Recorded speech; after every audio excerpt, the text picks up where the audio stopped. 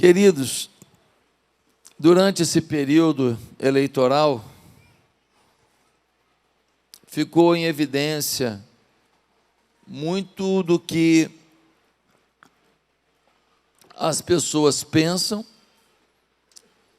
e muito do que as pessoas nem pensam, simplesmente reproduzem do que alguém pensou por eles. E isso gerou muitas discussões, isso gerou muitos embates, isso gerou muitos conflitos. E a melhor definição acaba sendo, é uma luta do mal contra o bem. Não porque do lado do bem tem gente perfeita, não porque do lado do bem tem gente que sabe tudo sobre tudo, não, mas porque algumas pessoas deliberadamente querem viver o mal, apoiar o mal, e não conseguem muitas vezes perceber o tamanho do mal. Biblicamente falando, nós temos uma afirmação muito clara, é de que existe um conflito, existe uma guerra que acontece o tempo inteiro entre o bem e o mal. Uma criança, quando ela nasce em guerra. Aliás, quando uma criança é concebida, um espermatozoide e um óvulo se uniram, muitas vezes, nesse momento, já começou uma luta, uma guerra, para aquela semente entre o bem e o mal. Como assim, pastor? Quantas crianças que já são rejeitadas, já são alvo do mal, ainda no ventre de suas mães. Quantas crianças percebem, e a ciência prova isso, que a atmosfera fora afeta a criança no ventre da mãe, e isso vai produzir hormônios, toxinas, situações que vão abençoar ou não a criança no ventre ainda. Portanto, uma criança no ventre, e ela já vive a percepção do bem ou do mal, se ela é amada, se ela é odiada, se ela é querida, se ela é rejeitada. Uma criança acabou de chegar num centro cirúrgico para ser tirada de um ventre e vir para a vida, e já tem um mal-estar ali, já tem uma discussão ali, já tem uma enfermeira que discute com outra ali, já tem uma crise ali, ela já nasce num ambiente de confusão.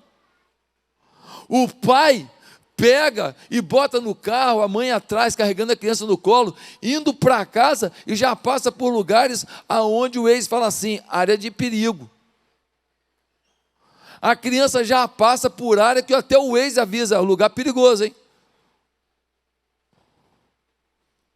Nós vivemos um ambiente de guerra, de bem contra o mal, já no nascimento, e é por isso que a Bíblia afirma 270 vezes que Deus é o Senhor dos exércitos.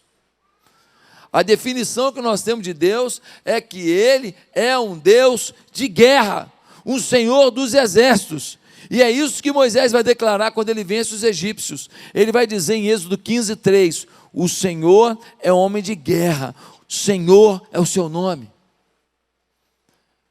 Mas que guerra é essa que o Senhor faz parte dela? É a guerra do bem contra o mal. É a guerra do poder de amor dele contra o poder do ódio, das trevas. O livro de Números, ele é definido em Números 21:14 como o livro das guerras do Senhor. E em 1 Samuel 17:47, Davi define assim, do Senhor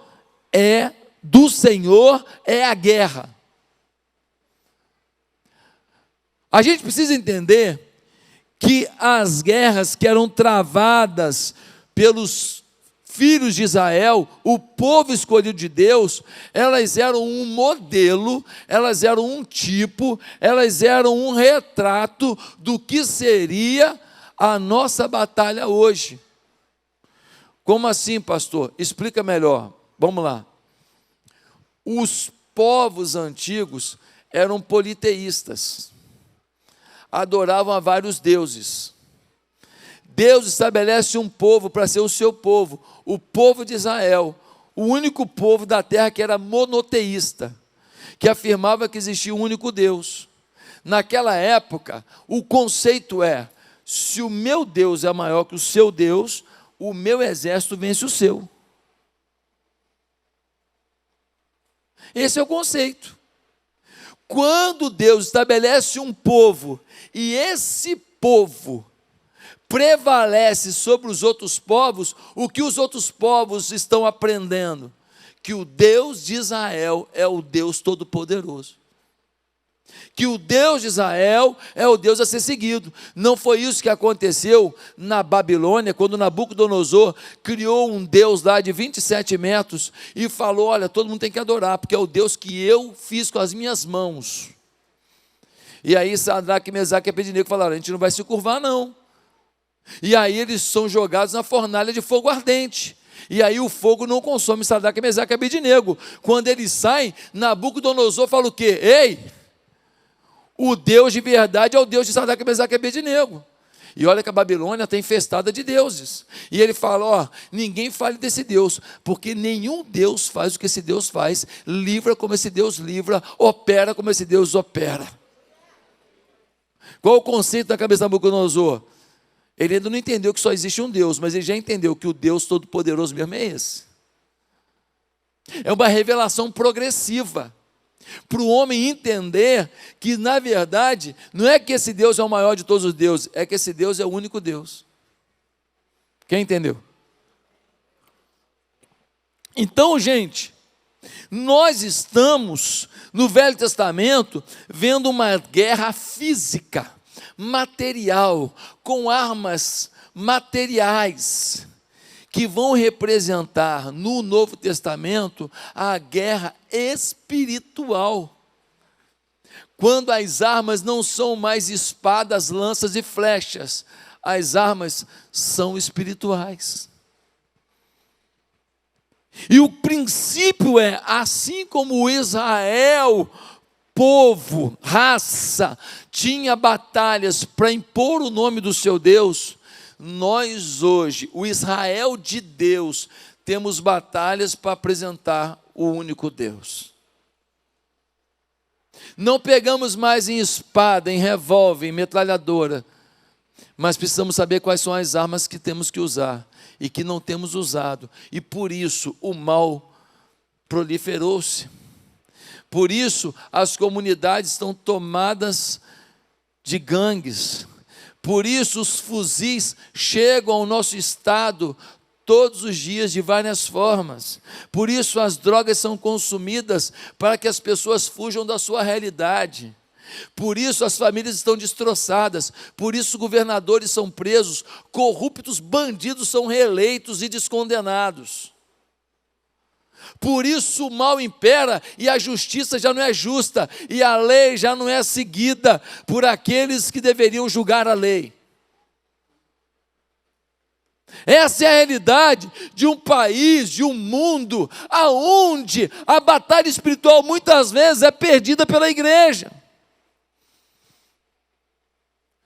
A Bíblia diz, o próprio Jesus disse: olha, as portas do inferno não prevalecerão contra a igreja. O que ele está dizendo? Ele está falando: ó, vai ter uma batalha e a igreja vai vencer.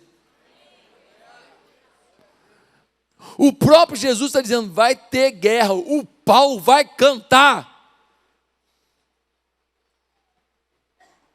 Na Nicarágua agora, recentemente, freiras foram impedidas de fazer o seu trabalho religioso. Rádios foram fechadas e igrejas fechadas.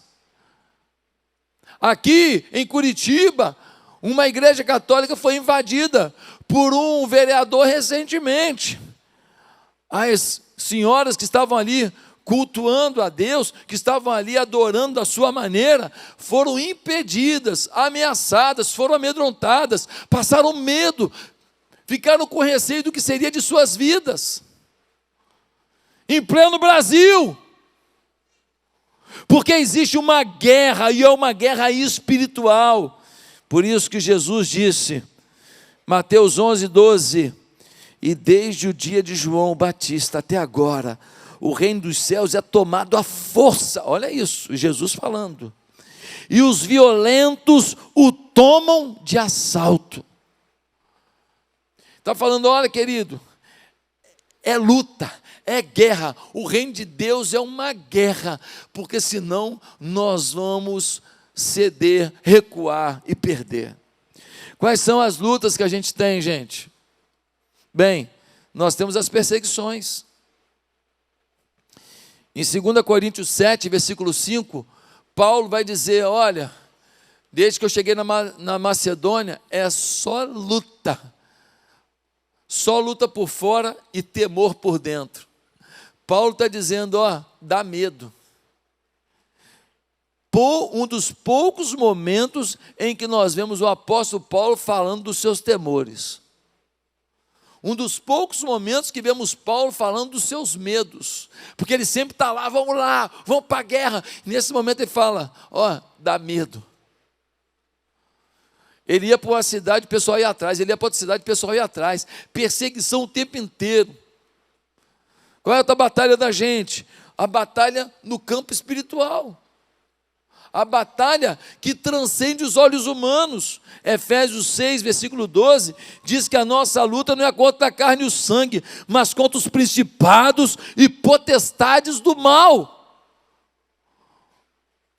Quando o seu vizinho bota um som alto lá, você acha que é só um vizinho sem noção. Não é, é uma batalha espiritual. Quando a sua cunhada fala para você, você é crente e vai votar num cara papapá, ela esquece tudo que o candidato dela fez e faz, e fala, e rouba, e ela fala do seu candidato e tal. Aí você fala, nossa, e você leva para o campo pessoal. Quando o seu trabalho tem uma pessoa que futuca você o tempo inteiro, você fala, nossa, esse maldito está fazendo bullying comigo. Você não percebe que por trás disso tudo tem uma batalha espiritual. Pastor, então qual o segredo? É virar e falar assim, sai Satanás. Não, filho. Se você fizer isso, você piora, porque a sua arma não é a arma do xingamento, porque a pessoa às vezes nem se toca que ela está sendo usada pelo diabo. Pastor, mas o senhor se posiciona sobre os princípios do cristianismo de forma clara na sua rede social? Sim. E aí, o senhor fica na discussão, fica com raiva? Claro que eu vou ficar com raiva se eu entrar na discussão. Então o que eu faço? Eu nem vou para a discussão. Quem sofre é a Bianca, eu nem leio. Mas o cara foi lá, te xingou, dane-se, está nem aí. Eu botei o que eu penso na minha rede social. Se o cara vai lá para me xingar, não vou entrar em conflito, senão vou ficar com raiva, eu sou humano. Minha avó, neta de italiano. Não, filha de italiano. Meu avô sergipano, olha o que deu. Irmão, não podia dar uma coisa menor do que uma carabina e uma peixeira. Então, se eu olhar no meu lado humano, eu vou perder a visão espiritual de tudo que está acontecendo. Aquela pessoa não notou ainda que eu estou ajudando a salvar o neto dela, o filho dela. Estou ajudando a salvar o casamento dela, porque a conta chega quando você faz mais escolhas. Qual é a outra briga que a gente tem? É a batalha na oração. A oração é um campo de batalha, irmão. Quantas vezes você está orando assim e a tua cabeça lembra de uma música, lembra do não sei o que lá. Então, meu irmão, orar é uma batalha. O diabo tentando tirar o teu foco. E nós temos uma coisa que o Augusto Cury fala, e que eu sofro disso às vezes. Quer ver? É a síndrome do pensamento acelerado. Sabe, quando sua cabeça só consegue pensar numa coisa, você vai dormir e pensa naquilo, você sonha com aquilo, você acorda de manhã, às vezes você escuta uma música, a maldita da música fica na tua cabeça, você fica lembrando daquela música, e você não consegue esquecer daquela. Já aconteceu contigo? Já aconteceu? Eu às vezes gosto tanto de uma música e eu escuto, daqui a pouco a minha cabeça fica lembrando daquela música o tempo inteiro, cara. Eu me lembro que uma vez eu fui passar um carnaval lá na Praia do Morro, em Guarapari. Um casal tinha uma casa lá, aí falou, pastor, vai para lá, fica à vontade, um apartamento amplo, legal. Eu falei, pô, Bianca, que benção, hein? Uma pessoa para abençoar a gente, que eu não tinha apartamento, nem tenho apartamento em casa de praia, né? Então, um irmão ofereceu, eu falei, irmão, glória a Deus, que benção, nós vamos lá para a Praia do Morro. Gente, tinha um filho de Satanás, botava um carro, abria a tampa de trás assim, olha, a corneta dentro do carro era desse tamanho, e ficava o tempo inteiro o bonde do Tigrão, bonde do Tigrão, bonde do Tigrão, bonde do Tigrão, bonde do Tigrão. Meu irmão, aí uma hora estou eu no banheiro lá, estou eu...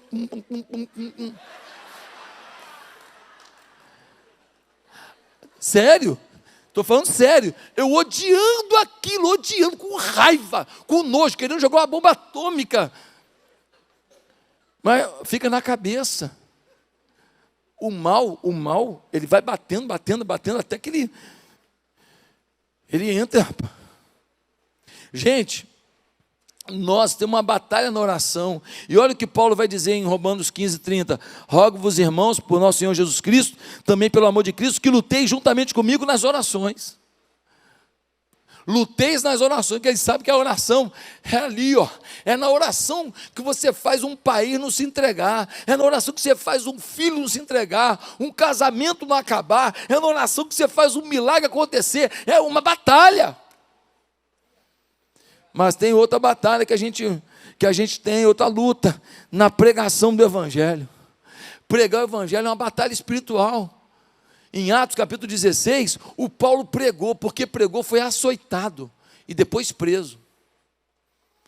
Qual foi o motivo do açoite e da prisão? Pregação. Pregar é uma batalha espiritual. Irmão, quando você está pregando o Evangelho, quantas pessoas se levantam? Quantas pessoas te ofendem? Quantas pessoas ridicularizam a tua fé? Quantas pessoas tiram você do sério? Quer ver outra luta espiritual? É a luta contra o pecado. Hebreus 12:4. Ora, na vossa luta contra o pecado, ainda não tendes resistido até ao sangue. Olha, na vossa luta contra o pecado, vocês não resistiram até o sangue. O que o autor da carta dos Hebreus está falando? Amigo, para resistir ao pecado, é uma batalha de sangue. É ralação, porque o teu corpo, a tua vida pede o pecado, e isso ainda fica mais claro em 1 Coríntios 9:26, quando Paulo diz, assim corro também eu, não sem meta, assim luto, não como desferindo golpes no ar, mas esmurro o meu corpo e reduzo a escravidão, para que tendo pregado a outros, não venha eu mesmo a ser desqualificado. Paulo fala, ó, eu luto todo dia. Vocês pensam o quê? Que eu não tenho batalha? Vocês pensam que eu sou um cara acima da média? Vocês pensam que eu sou um anjo fingindo que é gente? Vocês pensam que eu estou acima das tentações aqui? Todo dia eu esmurro o meu corpo, eu pago o preço, eu luto contra a carne, para que tendo pregado aos outros, eu mesmo não pise na bola. E aí o Paulo vai dizer, ó, o mal que não quero, esse eu faço, e o bem que quero, esse não faço. E ele fala assim, ó, e você que está achando que eu estou exagerando, quem está de pé, cuide-se para que não caia. Olha o que o Paulo está falando. Olha o que o Paulo está falando. Falando, meu irmão, manter a vida pura, a vida santa, é uma batalha. E muito crente está aí. Oh, que vidão, estou tranquilo, estou com dinheiro no bolso, fui promovido, comprei uma casa melhor, troquei de carro, está tudo bem. Ei, quando você tem vitória na vida, quando você tem conquista na vida, olha para mim, presta atenção nisso que eu vou falar. Esse é o momento mais perigoso da sua vida. O momento das suas conquistas são os momentos mais perigosos da sua vida, sabe por quê? Porque depois de uma vitória, a gente baixa a guarda. na hora que tu está no perrengue, na luta, na dificuldade, na hora que tem um sangue correndo, que tem uma família para romper, que tem um filho para morrer, na hora que tem um acidente na história, na hora que um pai está doente, nessa hora, meu filho, ó, oração, Deus tem misericórdia, tu fica colado com Ele. Se eu marcar a vigília 10 sexta-feira seguida, tu é o primeiro a chegar, o último a sair, e fala, Senhor, estou aqui. Mas quando tu começa a conquistar, romper, avançar, dinheiro no bolso, saúde, tudo tão boa, é nessa hora que você baixa a guarda. Aí tu toma um socão no meio da cara, na ponta do nariz, vindo do inferno. Quando eu passei para a faculdade, foi uma luta. Último ano, para poder fazer o vestibular, meu Deus, que período horrível da minha vida. Que período horrível da minha vida. Aí passei para a faculdade, aí entrei na academia, nunca tinha malhado, fui para a academia, acordava 9 horas, depois da academia, vieram as primeiras notas da faculdade, nossa, me ferrei, por quê? Baixei a guarda, estava tão cansado do ano, que agora passei na faculdade maravilhosa, agora estou tranquilo. O que aconteceu? Me lasquei. Aí você levanta a guarda de novo. Sabe quando foram as melhores notas minhas na faculdade de análise de sistemas, as melhores notas, depois que eu comecei a estagiar, que eu saía cedinho de casa, 6 horas da manhã, ia para o estágio, estagiava de 8 às 3 da tarde, depois pegava lá como é que é o nome daquele ônibus que teve a morte lá? 174?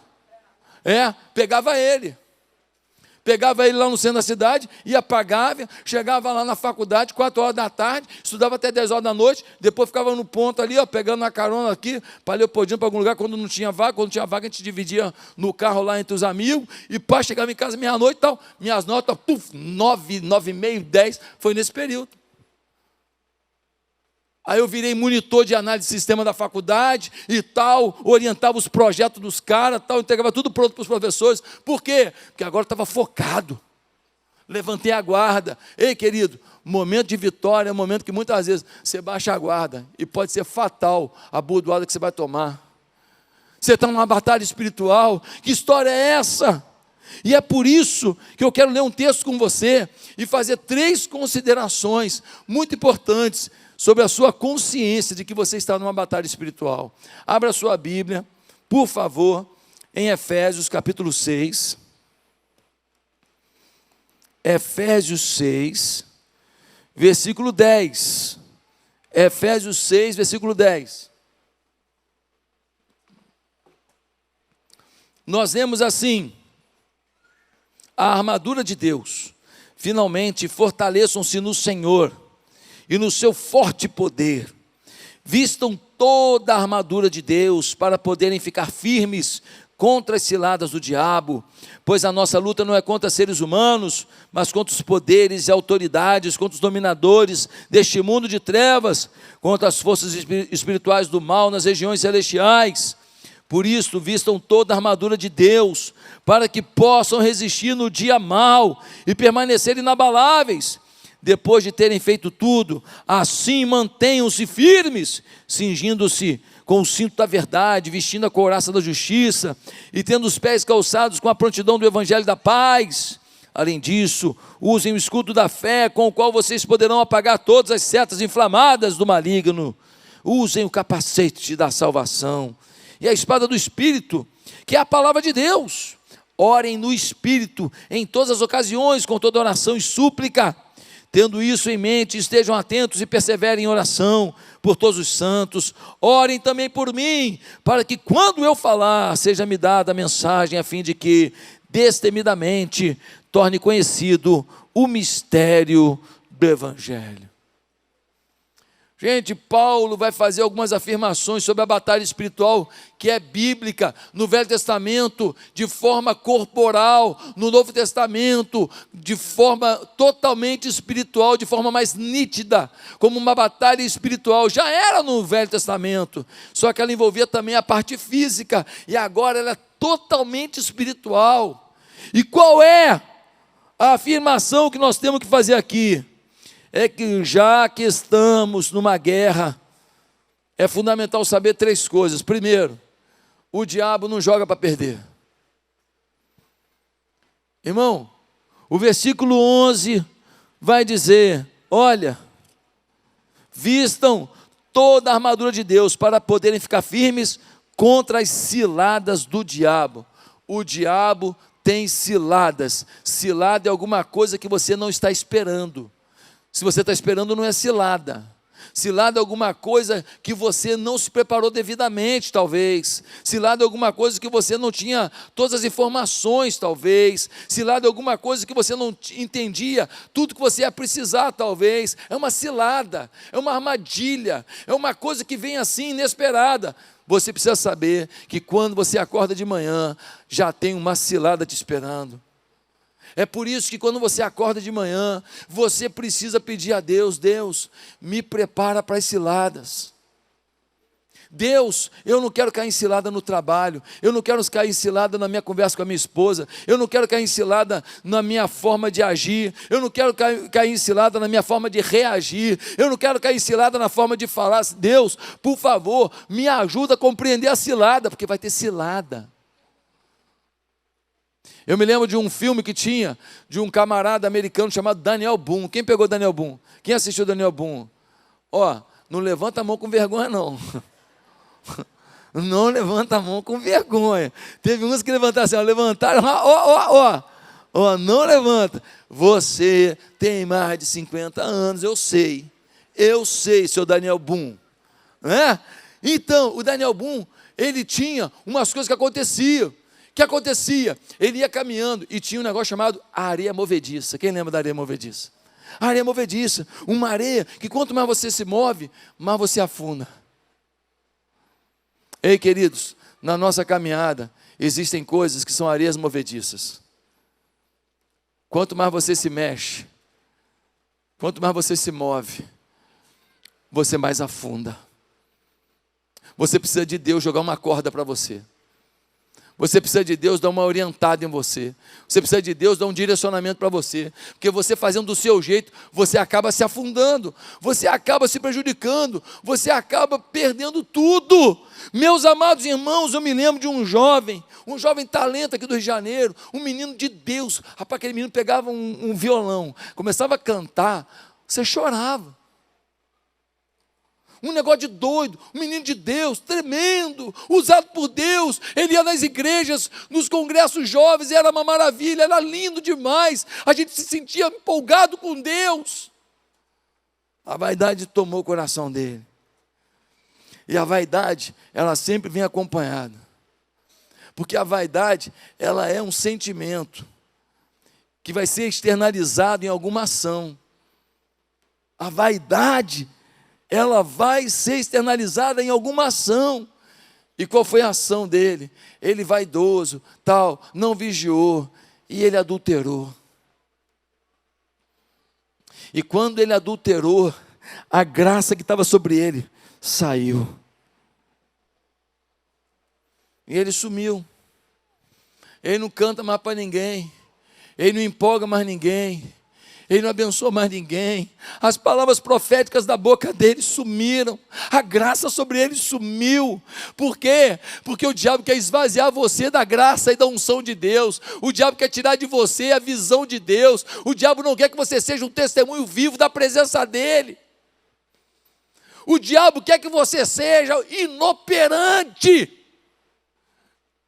E ele finalmente caiu e perdeu tudo. Ei, querido, quando a gente fica vaidoso, porque a gente comprou isso, que a gente avançou, porque a gente foi promovido, gente, é uma grande abestalhada que a gente está cometendo.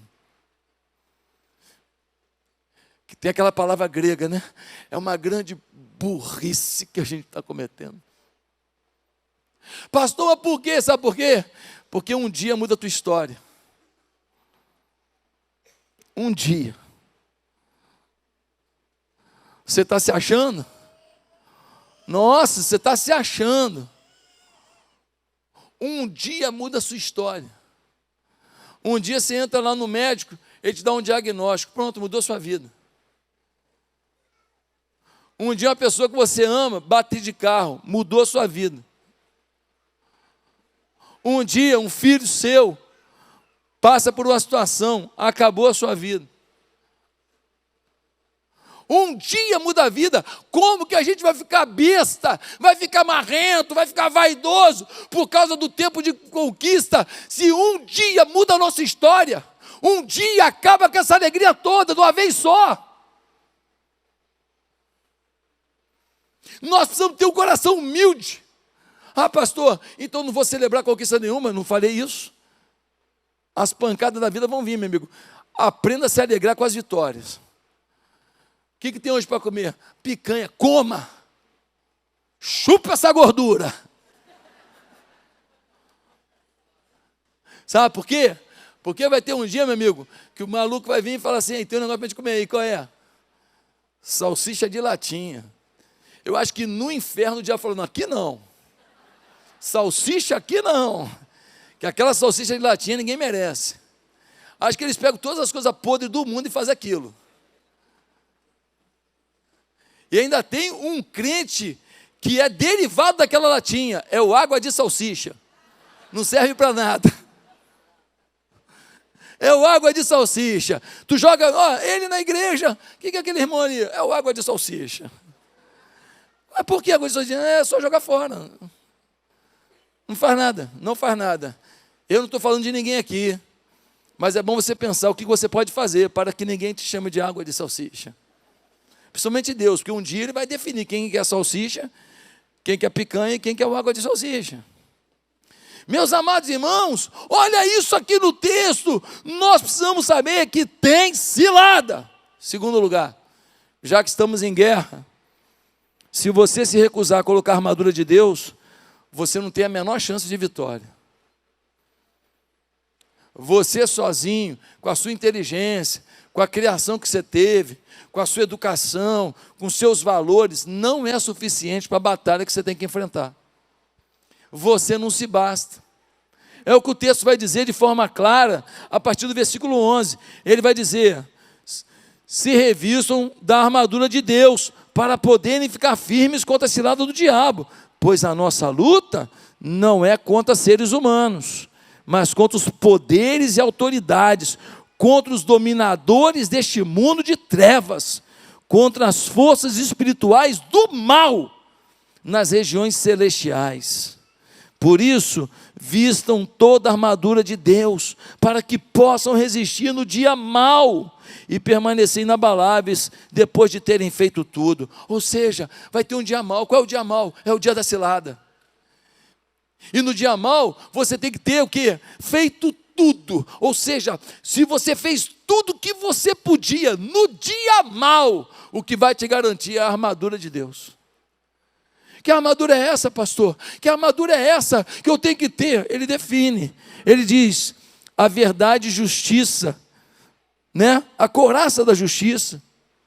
Ele fala a sandália do evangelho da paz, a paz que você passa.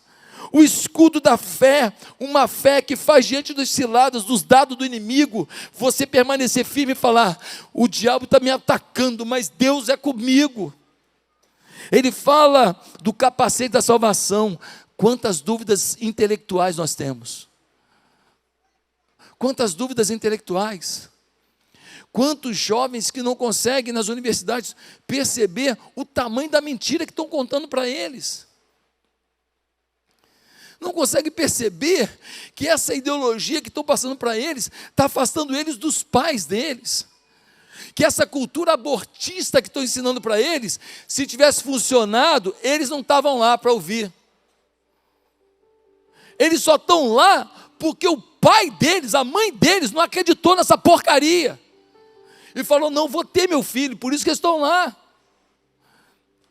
Ah, pastor, eles são maus. Não, não são maus. A cabeça está confusa. Está faltando o capacete da salvação. Esse capacete que ajuda a gente a organizar as ideias, tirar as dúvidas intelectuais, que muitos travestidos de sábios e intelectuais têm imposto na nossa sociedade. Mas ele fala ainda da espada do Espírito, a palavra de Deus. diante das ciladas de Satanás, a gente precisa de ter a espada do Espírito. Quando Jesus foi tentado, a resposta dele não era opinião, não era achismo, ele citava a Bíblia. As 3 tentações de Jesus com Satanás, nas 3, ele citou o quê? A palavra de Deus, o Velho Testamento. O velho, porque ele não tinha mais o novo, não tinha ainda o novo. Ele citou a palavra de Deus. Gente, nós precisamos ter a palavra de Deus na ponta da língua, decorar versículo, ler, reler, pega o versículo, bota na parede e lê aquele versículo todo dia, uma semana, até decorar. Ué, pastor, por quê? Porque na hora que você estiver numa batalha, numa cilada, o Espírito vai lá e pega no arquivo que você tem e puxa. Veja isso. Se você não tem arquivo, você vai puxar da onde? Você vai puxar da revista que você lê, você vai puxar do blog da maluca que você lê, você vai puxar do site de fofoca que você acessa, você vai assistir do programa maldito que você assiste, você vai puxar da série do Netflix que só coloca podridão diante de você, você vai puxar de algum lugar. Ou é da palavra, ou é do que o mundo te oferece. Meus amados irmãos, os jogadores de futebol antigamente, alguns gostavam de jogar até com o meião baixo. Botava o meião baixinho aqui, ó. Tomava cada chute na canela. Mesmo com o meião puxado, tomava chute, muitas vezes quebrava a perna. Muitas vezes fazia um corte do chute de uma chuteira, e muita chuteira era com trava de ferro. Trava de alumínio, de alumínio. Aí eles botaram o quê? É obrigatório agora usar caneleira. Por quê? Porque quando dava um chute no meio da canela, quando a chuteira ia na canela, tinha uma caneleira. Não resolve tudo, mas minimiza muito o problema. Para cada luta, tem uma indumentária, tem uma proteção. Se você não está com a proteção devida, você não vai conseguir, meu irmão. Mas para terminar, já que estamos em guerra, a oração é uma arma indispensável. A oração não é mais um artigo que você acessa em momentos de crise. A oração não é um artigo que você acessa quando dá tempo. A oração talvez seja mais importante do que a alimentação. É o que diz o versículo 18, ele diz assim: orem no Espírito em todas as ocasiões.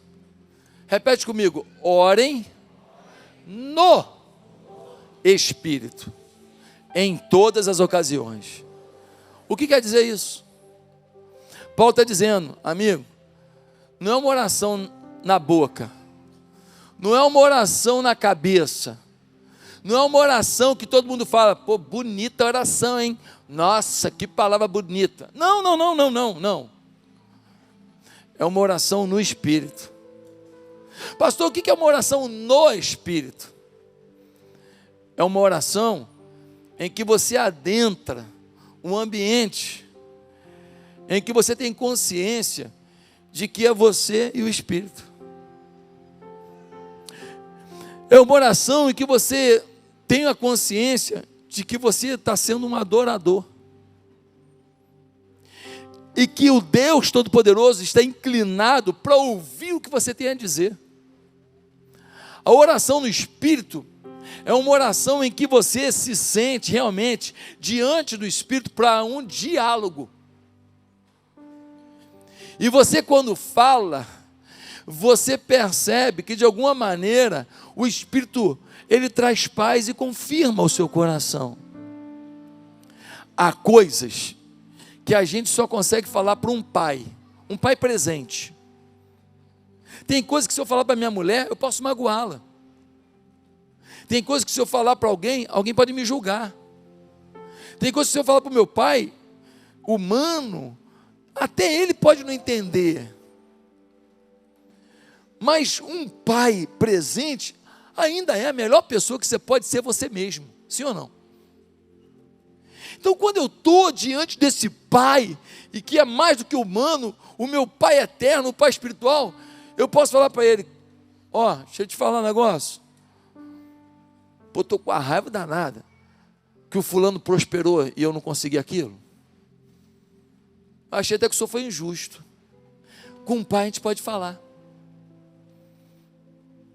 Com o Pai a gente pode falar: caramba, pô, sou dizimista, estou na igreja, pô, maior luta, maior aperto, estou triste, pô. Com o Pai a gente pode falar? Pode. Com o Pai a gente pode falar assim: deixa eu te falar uma coisa, estou sendo tentado, e estou com vontade de ceder à tentação. É um adultério, é uma mentira, é uma propina, é um negócio. Se o senhor não fizer um negócio aqui, eu vou cair, por favor, me ajuda aí, está ruim. Com o Pai a gente pode ser sincero para falar de uma tentação? Sim ou não? Pode. E quando essa oração flui dessa maneira, em que há um diálogo transparente, honesto, gente, muda tudo, quem está entendendo? Agora, como ter essa oração com prazo para a conversa? Como ter essa oração com 5 minutos para fazer uma oraçãozinha, enquanto o fulano está para me ligar? Como ter uma oração no Espírito, se eu estou aqui orando, já... vou orar aqui rapidinho, porque daqui a pouco começa o programa que eu quero assistir. Como ter uma oração no Espírito, com aquele sonzinho de notificação no celular, que no meio da oração faz assim, plim-plom. Plim-plom no quinto dos infernos. Esse plim-plom, o diabo vai mandar um monte de plim-plom. Plim-plom, plim-plom, plim-plom, plim-plom. Gente, é uma batalha espiritual. Você acha que o diabo... Gente, o diabo consegue te ver num culto. O diabo consegue te ver cantando. O diabo consegue te ver numa reunião de célula. Mas o diabo não consegue te ver de joelho diante de uma oração no Espírito. Porque num culto você pode estar com a cabeça na morte da bezerra. Numa célula, você pode estar pensando no lanche, já olhando e falando: pô, vou comer aquele negócio ali. Mas numa oração no Espírito, não tem nada que esteja te distraindo. É você e Deus em Espírito, dialogando. Isso o diabo não aguenta. Isso ele não suporta. Isso faz mal para ele. Isso aniquila a obra dele. Ele diz para a gente: olha, orando em todo tempo, em qualquer lugar, no Espírito. O Daniel proibiram o Daniel lá na Babilônia de fazer oração a qualquer Deus. Não podia orar a nenhum Deus. O Daniel abria a janela da casa dele e 3 vezes ao dia ele orava ao Deus de Israel. Pegaram o Daniel, jogaram na cova dos leões, foi ou não foi? Jogaram na cova dos leões. Quando chegou de manhã, o rei sabia que o Deus de Daniel era diferente. De manhã o rei foi lá e falou: ô Daniel, por acaso o teu Deus te livrou da cova dos leões? O Daniel fala: Senhor, meu rei, deixa eu te falar um negócio. Pensa na juba de leão boa de dormir. Tem um outro leãozinho aqui lambendo meu pé. Pensa na massagem. Tem outro leãozinho aqui. Pensa no... É um tchutchuco. Ele está com o focinho aqui, ó, nas minhas costas. Alongou geral. Nossa, que delícia. Melhor noite da minha vida. Ele manda tirar Daniel e fala: os caras que quiseram mal do Daniel, jogue os caras na cova dos leões. Sabe o que a Bíblia diz? que quando os caras estavam caindo, os leões os despedaçavam no ar. No lugar onde o ímpio é despedaçado, você descansa. No lugar onde o ímpio é destroçado, você prospera. Aí alguém vai para Daniel e fala: qual é o teu segredo, Daniel? O meu segredo é que eu fatiei o dia, e 3 vezes ao dia eu paro para avaliar como é que está sendo o dia.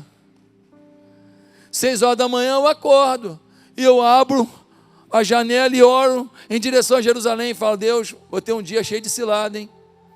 Tanta coisa para resolver na Babilônia, tanta tentação, tanta gente me olhando, desejando meu mal. Senhor, me abençoa, Senhor. Meio-dia, eu me ajoelho de novo e falo: Deus, aí, como é que foi? Parte da manhã. Daniel, você falou um negócio para fulano lá que não foi bom, né? Senhor, acho que eu nem falei, não foi tão grosso. Você não foi humilde, não. Vou ter que ir lá, né, Daniel? Tá bom, na hora do almoço eu procuro ele. Tá bom, senhor, já falou um monte de coisa, hein? Tá bom, 18 horas a gente se encontra. 18 horas, final do expediente, Daniel abre a janela em direção a Jerusalém, vai orar e fala: Deus, e aí, como é que foi meu dia? Quem viu a tua glória na minha vida? Quem viu fé na minha vida? Quem viu humildade na minha vida? Quem viu postura da minha vida? Senhor, tem alguma coisa para melhorar? Tem alguma coisa que eu tenho que largar? Senhor, me fala. Me fala. Senhor, deixa eu te falar, hoje eu fui num restaurante, comida argentina. Pô, olha, comi uma picanha gostosa, teve problema? Não, Daniel, foi presente meu, tudo bem. Senhor, mas eu também estou ajudando pessoas que precisam. E eu estou doando algumas cestas básicas. Pois é, Daniel, crescer e contribuir, né? Legal. Não lembra só de você não, senão você vai ficar egoísta. Mas não lembre só dos outros, senão você esquece de você, e isso vai gerar em você uma falta de percepção de merecimento do meu amor. Então equilibra isso, Daniel. Equilibra isso. Uma hora você come, uma hora você faz alguém comer. Uma hora você curte, uma hora você faz alguém curtir. Ei, Daniel.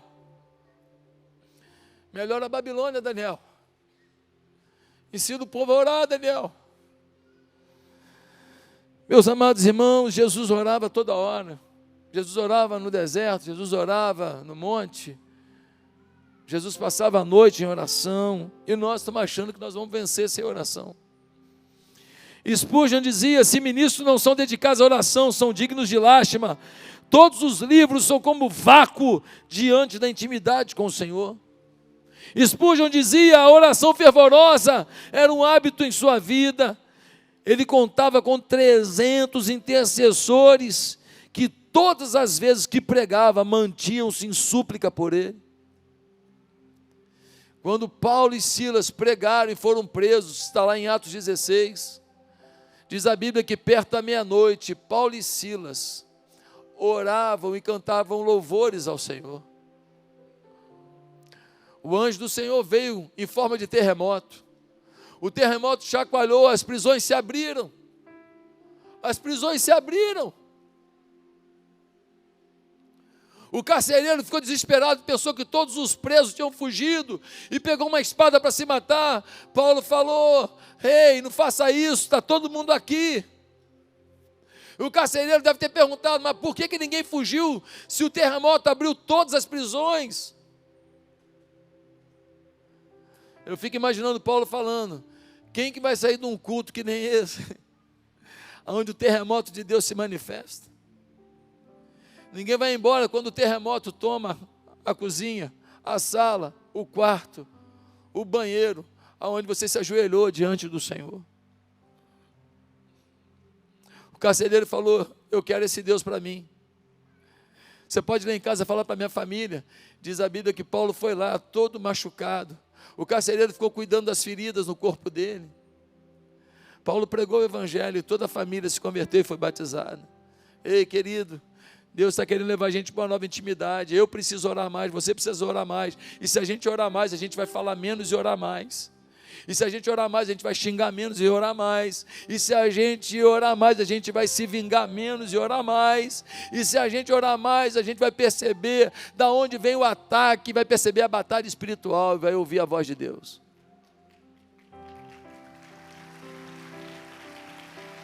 E aí, você foi abençoado por esse vídeo? Pois é, quem procura acha, diz a palavra de Deus. E nós temos muitos outros conteúdos no meu canal que podem abençoar a sua vida. Talvez você vai estar lavando uma louça e ouvindo, talvez vai estar dirigindo o seu carro e ouvindo. Quem sabe vai parar com sua família para vocês terem um momento de ouvir e depois de compartilhar o conteúdo de uma mensagem que Deus me deu. Eu queria tanto participar mais da sua vida. Se inscreva no meu canal agora, acompanhe os outros vídeos, se inscreva para receber o Bom Dia com Oração, que é uma meditação diária que eu faço. Dessa maneira, sem sombra de dúvida, você terá muito mais recursos para a sua vitória. Meu papel? Somar com isso. Que Deus me dê essa oportunidade. Você pode me dar também essa oportunidade? Que Deus nos abençoe juntos. Fique com Deus.